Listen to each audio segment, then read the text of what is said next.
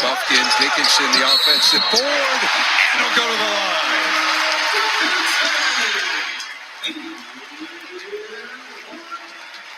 14 now for Hunter Dickinson.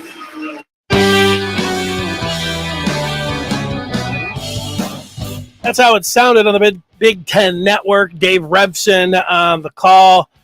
Dickinson would finish with 22 points. Michigan would win this one by 4 points in the end, 60-56. Welcome in. Hope you're having a great Sunday.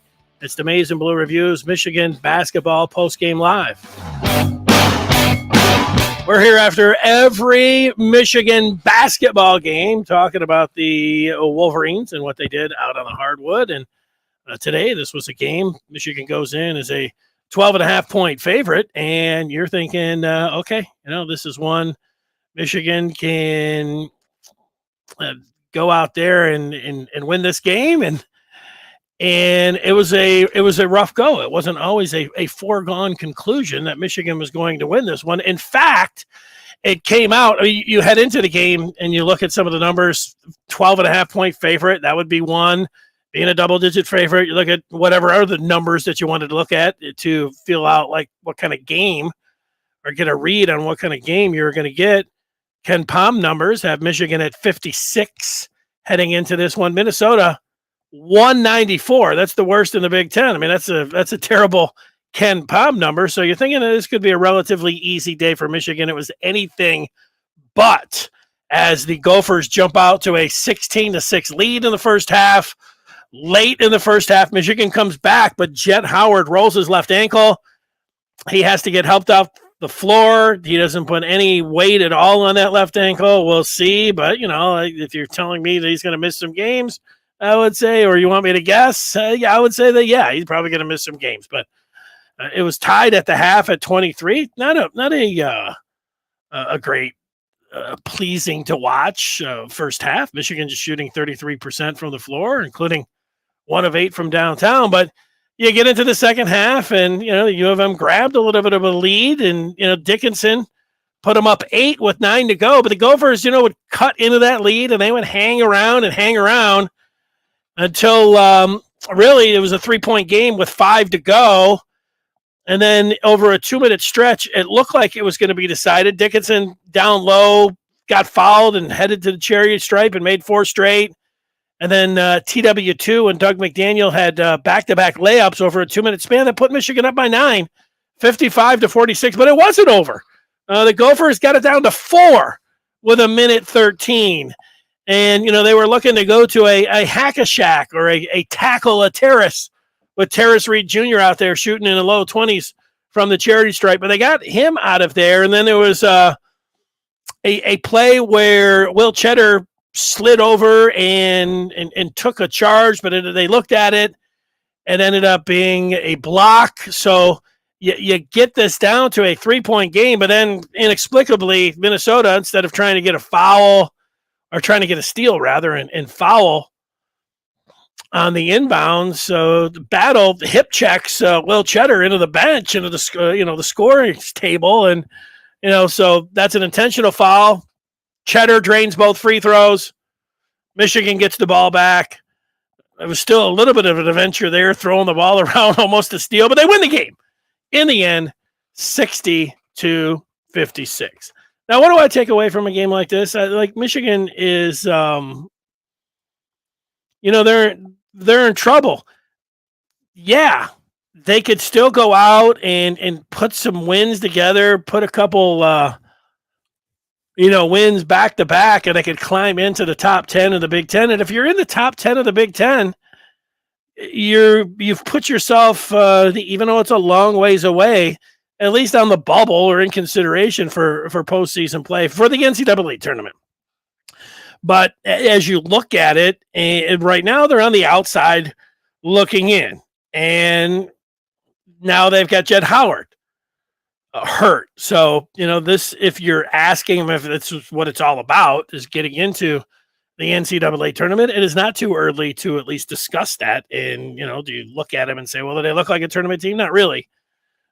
They're going to have to go out and prove it on the floor and win some ball games. I thought Maryland, considering how Michigan handled them the first time around on New Year's Day, blew them out by 35, that might have been a road win that they might have been able to pick up. That didn't happen. Of course, they had to win today's game, you would think. We can always take your feedback, take your calls if you're on Spaces. That happens. Mr. Martini saying this was a much-needed dub. Dees is saying that this team is not very good. Bad coaching, terrible team building, rookie point guard, terrible defense. Why is Reed in the game late with that free throw percentage? Bufkin lacks discipline and waste possessions. Well, let's go through. They don't look like a very good team, and I tell you, the execution or lack thereof late. With they did get Reed out. He was in there. I mean, at what point? Like, I would have gone if I was Minnesota. I might have thought about going to tackle Terrace a little bit earlier and put him on the line. But as soon as it happened, and they sent him to the line, they still had a little bit of a cushion there. I'm not going to kill Juwan on that. Reed's got to step up there and make some free throws.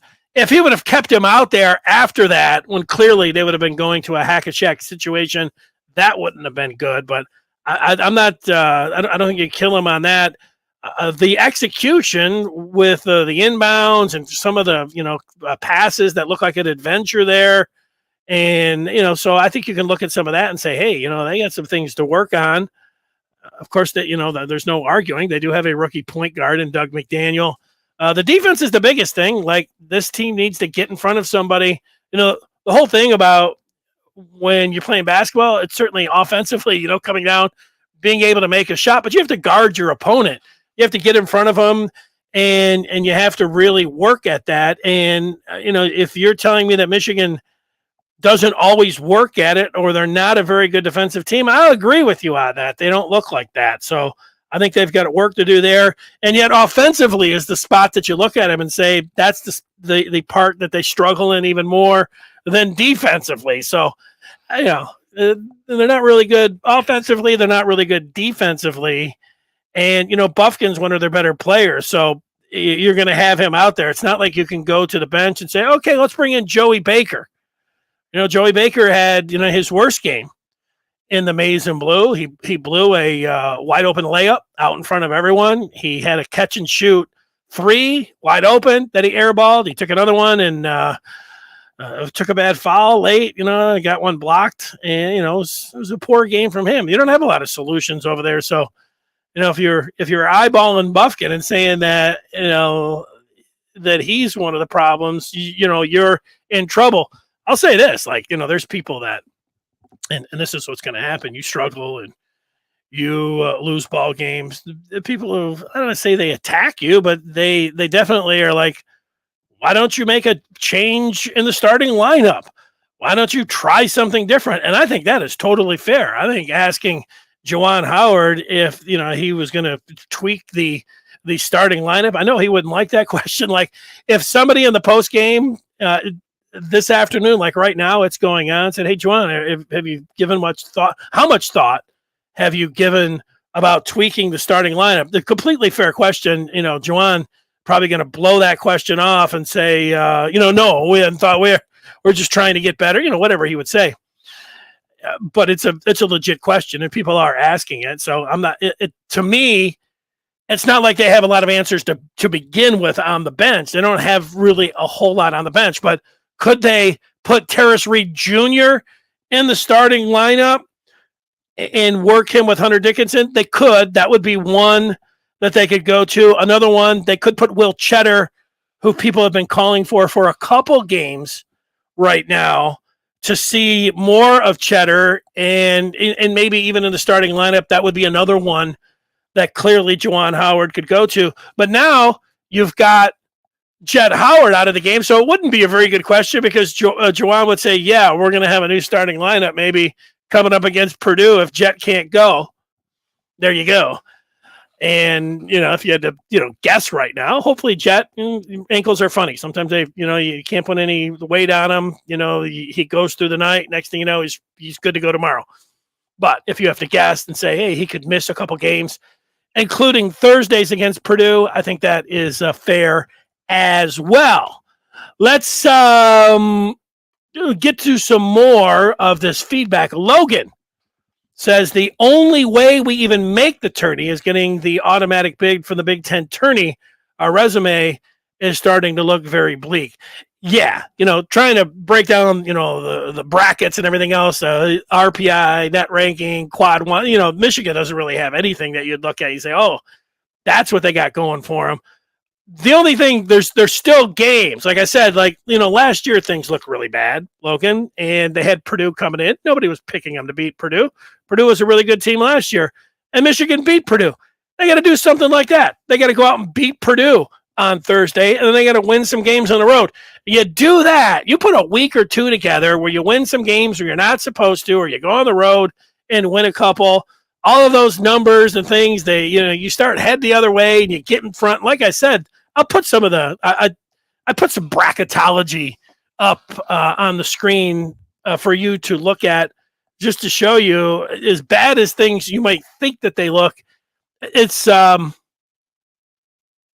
really not as bad as you think. And, you might think it's really bad. Dees obviously is thinking it's really bad. He's talking about execution late in these games. If Minnesota wasn't the worst team of the conference, this would have been another blown late game lead. I think that that's fair. Am I going to tell you that? Well, his team, they really. Yeah, the only thing I say when they don't look, I say they're not really executing late in the games. They don't look really well coached. They don't look like they always give full effort defensively, and that is going to go back to the head coach. 2 years ago, when this team made the Elite Eight and won the Big Ten, they looked like they did all of those things, and they executed, and they looked really sharp, and they looked like they were a well-coached team. So, I'm not trying to make excuses for them. I'm just saying it's one of those things. You get a bad team, you get some of those things, or you get at least a team that's playing poorly, then you're going to have some of those things in the way it looks. Now, people always want to say, well, how about firing Juwan Howard? Well, Juwan Howard, I don't think if Michigan doesn't make the tournament this year, if they have some off the court or Juwan have, that's different. But I'm just talking about not making it. They work hard, whatever, and just ultimately don't end up making it this year. You can say that you would like to see a move or whatever else, and you might have a little bit of a point, but I don't think it's happening. And I don't think it should happen. I'll put my I'll put myself in Ward Manuel's shoes. It's not happening, and I wouldn't make a move on Juwan Howard. It's not, absolutely crazy talk or anything else, but I just look at even when John Beilein was here and he took Michigan to the tournament, took them all the way to the championship game. He didn't just continue to go to the NCAA tournament every year. Michigan missed the tournament, barely made it as a one of those, which I don't even really count. Neither is anybody else. One of those first four. Michigan was in that position with John Beilein. So, you have to watch while you're like, get him out of here. It's like, what if you would have said the same thing about John Beilein? So, whether you want to say it's a mulligan for a season, but and you might want to even say even next year, but when things really don't look good, I think it's at least fair to, talk about next year could be a key year. After this season, that's extreme. But look, you're also talking about, whether it would be, the really, whether you want to call them diehard fans or, most times those are not folks that are talking about, hey, let's take a look at the long view. That's not what's happening. So, D's, we're in agreement here. If Jet is out for any extended period, I don't know how Michigan makes it. That's right. Eric says Beilein was the GOAT and developed 3 stars into Michigan icons. Fundamentals were on point. Yeah, well, he was a great coach. He had his system. He identified players and was ahead of the curve in college basketball. When John Beilein came in, I can remember he was called Dr. Strange Hoops because he focus so much on shooting 3-pointers. People would say, if you just focus on 3-pointers, you're never going to win anything. It's all about make a three, miss a three. You got to get it inside. This is the Big Ten. And, I was saying some of that. It's kind of same stuff. Like, you bring, West Virginia, jack up 3-ball and, and then when you started to watch his recruiting, when he's, just bringing in some 6'8" dude from New Hampshire, and you're like, how about recruiting Detroit or, Saginaw or Flint right here in your own backyard? And then when you'd hear John Beilein say things like, I'm not emphasizing rebounding or getting to the free throw line. It's like, what? You hear coaches say that, but, he was more about getting the right shot and get you into play. So, but, he was ahead of the curve. The stuff that, he was talking about when he came in, this is the way college basketball went. So he was great in the end. No doubt about that. And Mr. Martini is correct. Treppa wants to talk football right now. Treppa, take a shot. I'll answer a football question there. I look at all the feedback. It doesn't matter. We can do anything we want here. I went through the game. I do want to put up the box score. Well, we'll roll through that a little bit. Dickinson had 23-9 in this game. Bufkin, 12-4. Doug McDaniel had 10 points and 8 boards, hit a big layup late. T. Williams didn't have the greatest stat line, but he hit a big layup over that 2-minute stretch late that helped Michigan win this one. 5 points, 3 boards for TW2. Jet Howard did not score, was not playing well. He got hurt with, I think, under 2 minutes to play in the first half. And then they say insult the injury as he had to get helped off the floor. And hopefully he is going to be okay. But he was not having a very good night as things were going. Will Cheddar, you would think that he would be the one that if Jet Howard can't go on Thursday, it would be, as we like to say, Will Cheddar season. As you might be able to see the redshirt freshman get his first start in the Maize and Blue. He had 4 points, tried to draw that charge late. Terrace Reed Jr., 4 points, 5 boards, and an assist, 0 of 2 from the free throw line. Joey Baker had his worst game in a Michigan uniform. It's one that he is going to want to forget for sure. Let's see. Steven asking about who wanted Beilein fired. People questioned a Beilein in whether he, especially in the early going, about his recruiting strategy. Like I said, he was bringing in like 6'8" dudes from New Hampshire and people that nobody had ever heard of. And in his own backyard, it's like, why wouldn't you bring in a Michigan guy if everything's going to be equal?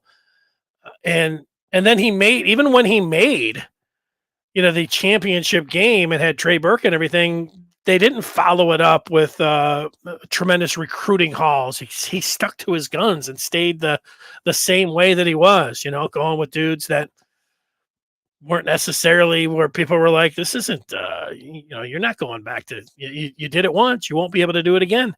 And then he didn't make the tournament, and people were like, I don't know about people calling for him getting fired. People were like definitely on him about his recruiting strategy. And at first they were on him about his whole philosophy about playing basketball. I thought that Beilein, trying to figure out what my feeling was when he came in, my feeling is that Michigan, they just, I worked in Ann Arbor through the Brian Ellerby years, and at the end, with everything with Ed Martin and how all of that went, it was really embarrassing to the university. And there were a lot of people that were just like, look, we don't care about basketball anymore. We just want it. We just don't want, the NCAA and Ed Martin. We don't want this to be an embarrassment. And Tommy Amaker came in and did a really nice job bridging the gap for basketball because, they weren't the greatest teams.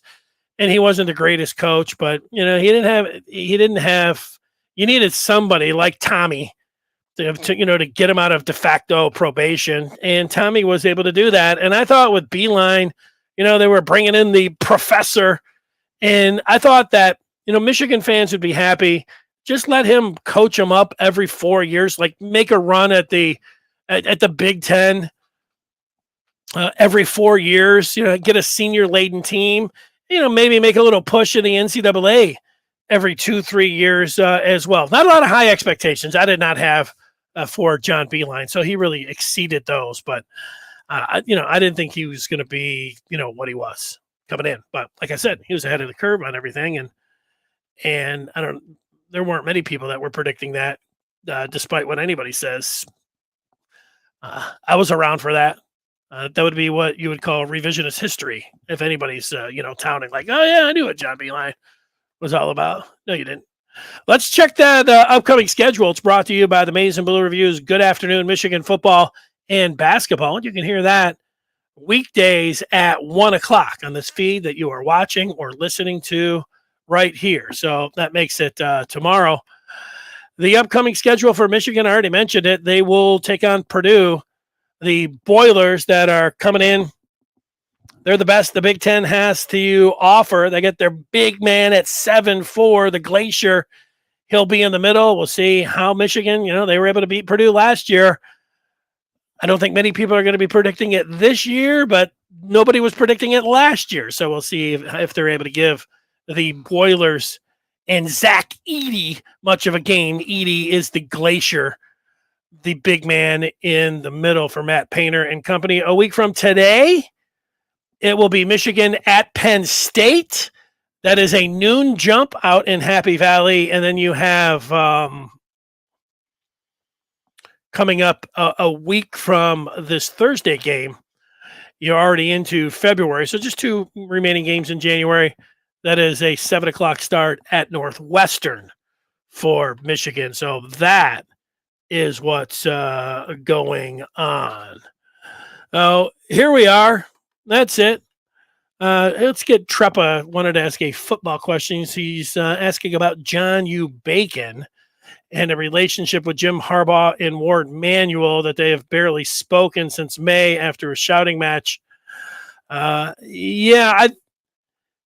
He said that they don't speak. I would say that, Bacon, I don't agree with all of what he said. I don't know why he's, John Bacon has to, he's carved out his role as this Michigan historian, as this Michigan man, as this Michigan professor. So people go to him on all Michigan matters. And then, he does do a radio spot. So people do expect him to bring something to the table. So he has to, he can't just come in and I guess say nothing. So, but I don't know how it didn't seem like he was overall correct with making the assertion that he was about Ward. And I don't know what good it does to say things like, there's been a number of times you've seen these guys standing together and they did work together with this contract. And so talking with somebody that's in the athletic department that might be like, these guys don't really get along. I don't know what good that's doing, but what do you want to say? What else are you going to say about it? So that's it. All right. I think that is going to do it here. 1:00, we'll talk a little Michigan football tomorrow. The basketball team, we'll see what the status is going to be for Jet Howard. And then Michigan, we'll see what they're able to do coming up on a Thursday against Zach Edey and the top-ranked Boilermakers, the sit up top the Big Ten. Scott saying Purdue is much like Beeline's teams of yesteryears. No 5 stars, but solid from head to toe. The only thing I would say about Purdue, and this is the whole thing overall about the Big Ten, is that the Big Ten is not looking so hot themselves. And if Purdue is the one, Purdue doesn't do anything in the NCAA tournament. They never have. It's been, decades now since they've had any success. So, counting on Purdue to do something in March is, I don't know, that's like, thinking about the Lions, like, winning a playoff game or something, thinking about Purdue as the one that you want to pin your hopes on. So you may say they look a little bit like John Beilein, but John Beilein actually, would have some success in March. The Boilers have had none. Here's some of the numbers for Michigan. If you're just thinking about it, here's why it's not as bad as it may look or feel to you. This net ranking isn't any good. The 12th in the Big Ten. The Ken Palm numbers heading in, Michigan was 11th at the 11th out of the Big Ten, sitting there at 56. None of that's good until you start just looking at what some of these guys that are already putting their bracketology together. Last week, Lenardi said, I thought maybe, the Big Ten generally, you think, hey, maybe about 7 or 8 teams will get in. Lenardi had 10 last week. The Athletic on Friday, I'm looking, just reading their stuff. They claim 11 bids, going to the Big Ten already. And, that sounds really high to me.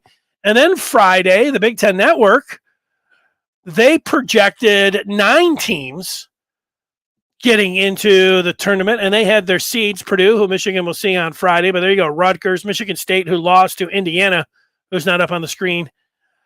Not one of the 9, but then Illinois, Iowa, Penn State, Wisconsin, Maryland, and Northwestern. Is Ohio State? Ohio State's not there either. Some of the last 4 ins or last 4 buys, Penn State, Northwestern, Ohio State, they're all right there. Look, there's a lot of Sundays. This is a Sunday before we're talking about Selection Sunday. There are, I would say, from 1, 2, 3, 4, 5. There's 5 teams in the Big Ten that you can say maybe are not half bad, but once you get to Penn State, Wisconsin, Maryland, Northwestern, Ohio State, Michigan, there's a half dozen, 7 teams. Michigan could be, as good as any of them. And, Penn State could be, so there's a long way to go. And I think that's the encouraging part where, Michigan, yeah, they're on the outside looking in with a lot of this stuff and their numbers aren't great and everything. But the Big Ten overall is not really that hot, even though as a conference, the Big Ten Network thinks they'll get 9 in. The Athletic on Friday said 11 teams. Amazing. 11 teams would get in. And I was watching last Saturday, and Lenardi, he got his Twitter hacked this weekend. So I don't know. Maybe somebody put up something crazy like every team in the Big Ten is going to get in. But he had double digit teams out of the conference last week. So that's what I would say is the good news for Michigan. While they don't really look like a tournament team, they haven't really played like a tournament team, they go out there and get some wins, they can move up and they can get into the tournament. Last year at this time, what were we saying? Team's not a very good team. Team's not a tournament team. Caleb Houston can't shoot. The bigs don't work together. They just it's not happening. Devontae Jones hasn't and then they were able to make the tournament. It started with a win over Purdue, a top-ranked Purdue at home. That's what Michigan has coming up straight ahead. So we'll see how they're able to do. They'll be a big-time underdog at home to the Boilermakers. Nobody will be predicting them to pull the upset, but people will be looking back to last year, just like I have a number of times, and how Michigan was able to turn things around when it was all said and done, looking back to that Boiler win at the Crisler Center. That's when we'll talk with you next after a Michigan basketball game. Reminder again, tomorrow, 1 o'clock, we'll be here on Good Afternoon Michigan Football and Basketball, talking about the latest in Michigan sports. Until then, everybody have a great rest of their Sunday. Michigan wins this one by 4, 60-56. Everybody have a great day. Thanks for watching and listening.